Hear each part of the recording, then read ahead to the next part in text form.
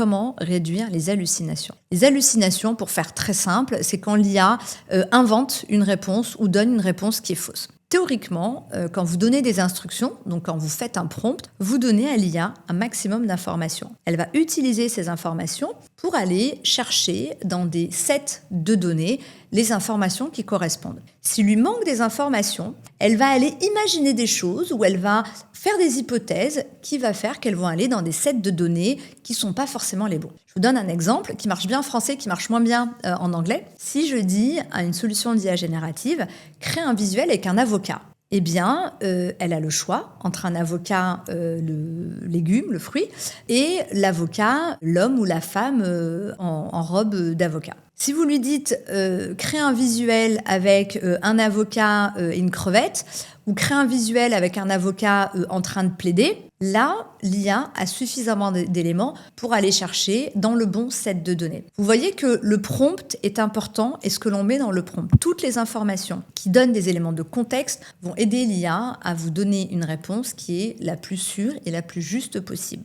L'IA est programmée pour vous donner une réponse qui est la plus probable, pas forcément la plus juste. L'expert, c'est vous, donc c'est à vous de valider que les réponses proposées par l'IA sont les bonnes. Et il faut également, bien évidemment, donner dans votre prompt toutes les indications en lui demandant les sources, en lui demandant de ne pas halluciner, de ne pas faire d'approximation, de vous poser des questions si il lui manque des informations pour vous répondre.